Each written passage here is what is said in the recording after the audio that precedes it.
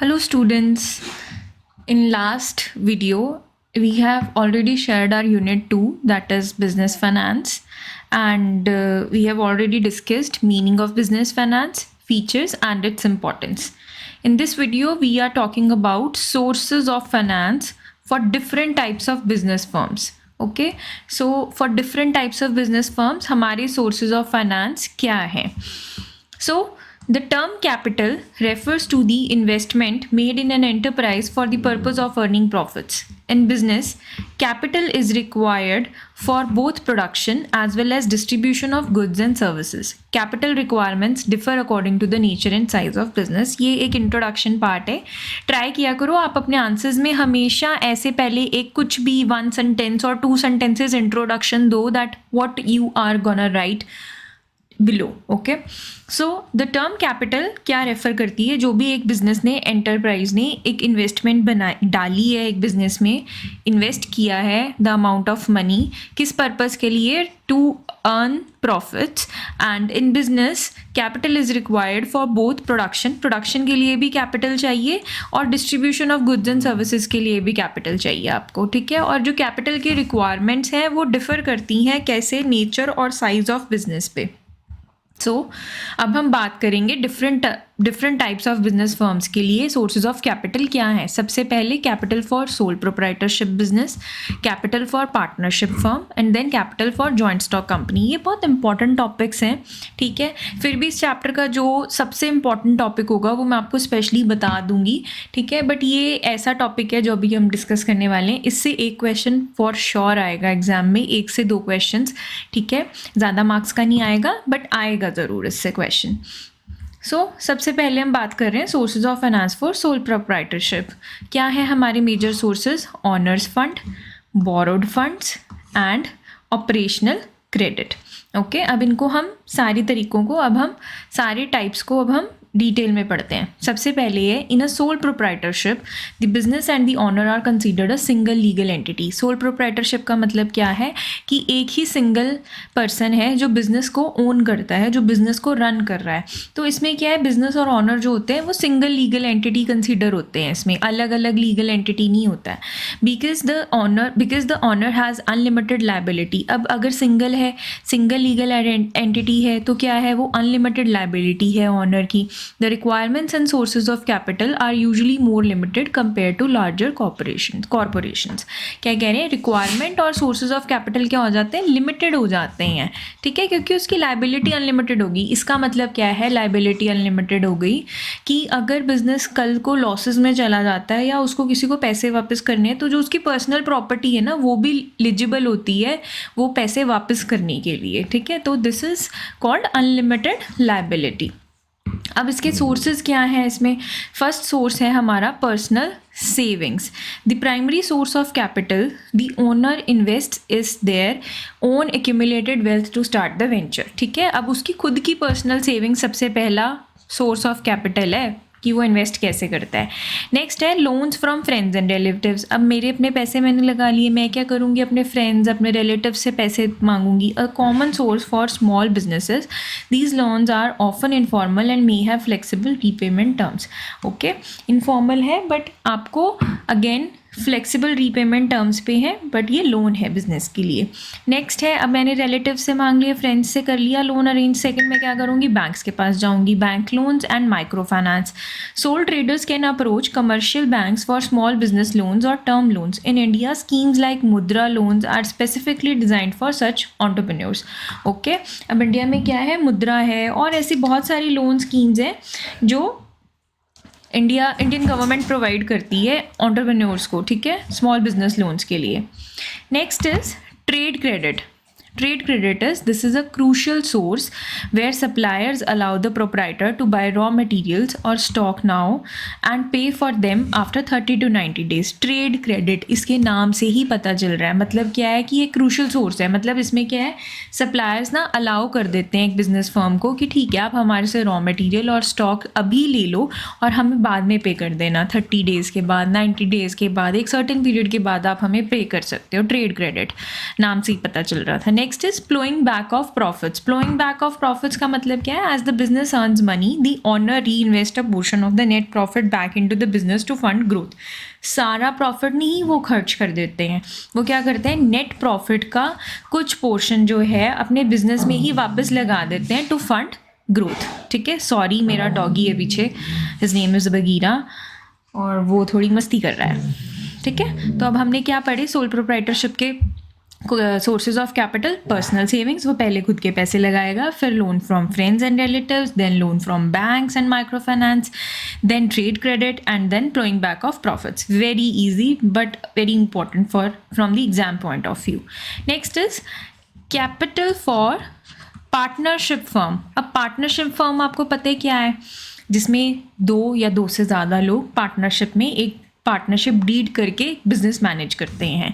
Capital requirements as well as the capital base of a partnership is bigger than that of sole trader business. Obviously क्योंकि अब इसमें एक नहीं है, इसमें 2 से ज़्यादा लोग हैं. ठीक है, तो कैपिटल बेस भी बढ़ जाता है और सोल ट्रेडर बिजनेस से एज कंपेरेटिवली कैपिटल बेस जो है वो ज़्यादा होता है. The owned capital is contributed by the partners in an agreed ratio. एक पार्टनरशिप डीड बनती है रिटर्न. इसमें क्या होता है, ऑनर की कैपिटल जो है पार्टनर्स अपनी अलग अलग कैपिटल लेके आते हैं एक अग्रीड रेशो पे, जिस भी रेशो पे उन्होंने अग्री किया होता है अपनी पार्टनरशिप डीड में. अच्छा, मैं आपको एक बात कहना चाहती हूँ, मैं पिछले लेक्चर से सोच रही थी बताऊँगी. देखो, जो आपका कॉमर्स है ना, ठीक है, इसमें ना सारे सब्जेक्ट्स ना इंटर रिलेटेबल होते हैं. ठीक है, तो आप ये नहीं कर सकते हो that you can master accounts without any understanding of this commerce subject, business studies subject. Okay, or you can master again business studies without mastering accounts and your economic subject. ठीक है, तो आपको अगर किसी भी एक सब्जेक्ट के सारे सब्जेक्ट्स के कंसेप्ट्स जो हैं अच्छे से क्लियर होने चाहिए. ठीक है, ताकि आप सब में इक्वली अच्छे से स्कोर कर पाओ. मैंने बहुत स्टूडेंट्स को देखा है, अकाउंट्स में दे विल गेट 98, कॉमर्स में they will get only 50 and economics में they will get 67.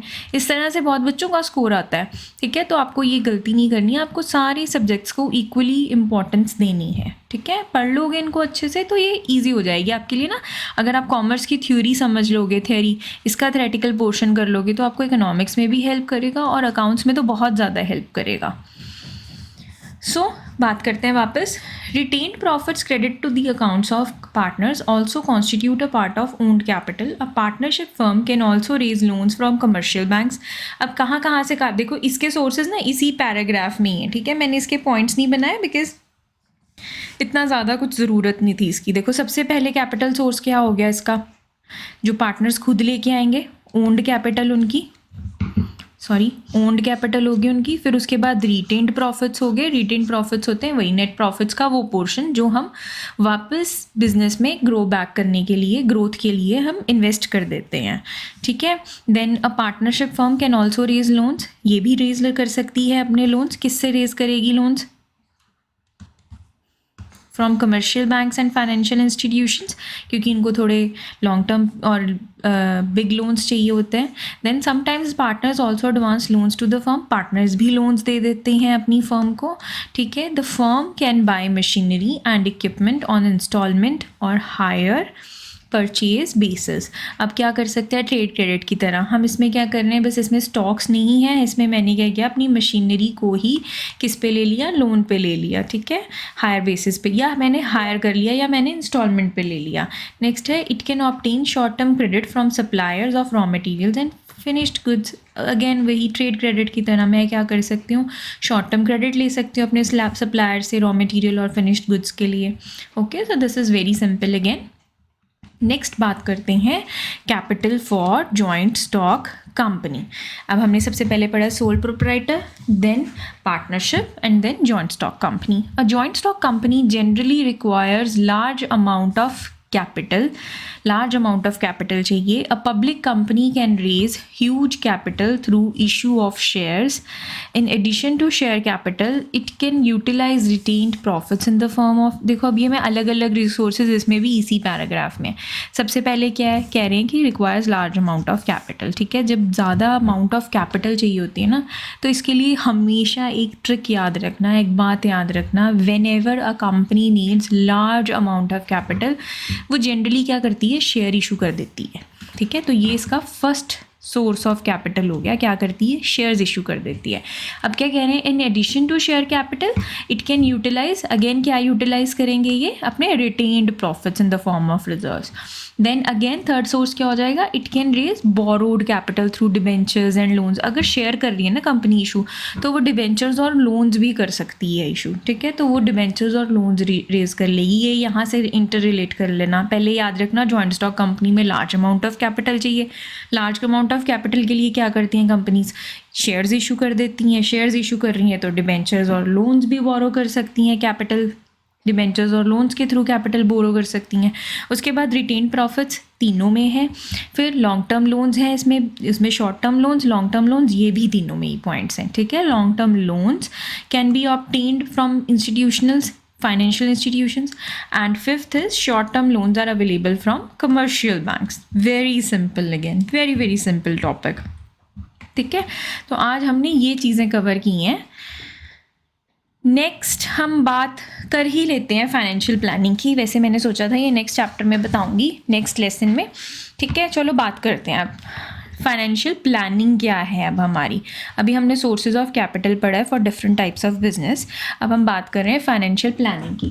Financial planning है is the process of estimating the financial requirements of an organisation, choosing the sources of funds and deciding how the funds are to be utilised. बिल्कुल नाम से ही पता चल रहा है, देखो जो आपने बिजनेस फाइनेंस पढ़ा था वही सेम चीज़ ही है। आपको क्या करना है, आपको एस्टिमेट करना है कि आपकी फाइनेंशियल रिक्वायरमेंट्स क्या है ऑर्गेनाइजेशन की, और उसमें क्या करना है, आपको आपके सोर्सेज चूज़ करने हैं और ये चूज़ करना है कि आपके फंड्स कहाँ यूटिलाइज होंगे। 3 points, very simple. Again financial planning, estimation of financial requirements of an organisation, choosing the sources of funds and then deciding how the funds are to be utilised. Features क्या हैं, यही इसके features हो जाएंगे। अब हमारे first feature क्या है, फाइनेंशियल प्लानिंग। मैंने आपको ना पहले लेक्चर में ही बता दिया था, अगर आप किसी भी चीज़ की डेफिनेशन को अच्छे से, उसके कीवर्ड्स याद कर लेते हो, तो आपके फीचर्स के पॉइंट्स उसी से बन जाते हैं, आपकी इंपॉर्टेंस उसी से बन जाती है। सो स्टूडेंट्स प्लीज़ आप सब लेक्चर्स ध्यान से सुनो, ध्यान से पढ़ो, नोट्स लिया करो। ठीक है, मैंने भी नोट्स बनाया ना, आप लोग भी नोट्स लिखा करो जब मैं समझाती हूँ। फीचर्स क्या है, financial planning involves deciding when, how and why of financial activities. ठीक है, अब ये करती क्या है, when, how and why decide करती है फाइनेंशियल एक्टिविटीज़ का। Like any other planning it is future oriented and involves forecasting. देखो प्लानिंग वर्ड आ गया, प्लानिंग वर्ड होगा ही किस चीज़ के लिए, something to be happen in future. ठीक है, तो ये क्या है, फ्यूचरिस्टिक है जिसमें फोरकास्ट करते हैं। Next, it involves deciding objectives, policies, procedures, methods and programme concerning funds. सब कुछ कर रही है बट किससे कंसर्निंग, आपके फंड से कंसर्निंग, मनी से कंसर्निंग। पॉलिसीज़ बना रही है, प्रोसीजर्स बना रही है, मेथड्स, प्रोग्राम सब डिसाइड कर रही हैं आपके फंड से related. Next, the scope of financial planning is wide. कैसे, it consist of estimating the amount of fixed capital. अभी ना हम ये डिटेल में बात करेंगे इसमें, बट आपको पता होगा कि फिक्स्ड कैपिटल और वर्किंग कैपिटल क्या होती है। Estimating the amount of fixed capital and working capital needed in business. Fixed capital होती है the capital use to purchase fixed assets of an enterprise of business. Working capital is the amount used for day to day activities. Okay, so दोनों की planning ये करेंगे, fixed और working capital की कितनी चाहिए हमें। Next, selecting the appropriate sources of funds and their ratio in the total amount. Then formulating policies for use of funds and disposal of earnings. ठीक है, आपकी डिस्पोजल ऑफ अर्निंग्स कैसे करनी है, वही 3 पॉइंट्स जो हमने ये पढ़े थे, वही इन्हीं को एलैबोरेट कर दिया बस मैंने। ठीक है, अब ना ये चीज़ एक आपको ध्यान में रखनी है। देखो मैं थोड़ा डिटेल में ज़्यादा देती हूँ आपको। ठीक है, वैसे तो आपको ये चीज़ें इतनी याद ही करनी है, देखो क्योंकि इसका कुछ 70, 75, 80% आपको याद रहता है फिर एग्ज़ाम्स में। So you have enough words to write your answers. ठीक है, तो इसलिए थोड़ा डिटेल में ही पढ़ना आपको। नेक्स्ट हमारा टॉपिक है, while formulating the financial plans of a business enterprise the following factor should be kept in view. This is not in your syllabus. ठीक है, तो ये टॉपिक जो है आप आराम से स्किप कर सकते हो, ये आपके सिलेबस में नहीं है। नेक्स्ट अब हम बात करेंगे नेक्स्ट चैप्टर में कैपिटल स्ट्रक्चर की, ठीक है। ये बहुत इंपॉर्टेंट टॉपिक है, इससे केस स्टडीज़ आती हैं और लॉन्ग क्वेश्चंस के आंसर्स आते हैं, ठीक है। So if you have any doubts again please ask me in the comment section, or you can mail me to inquire about the classes or any kind of detailed notes, and let me know if I should discuss case studies in the chapters. And thank you students, keep learning, keep watching.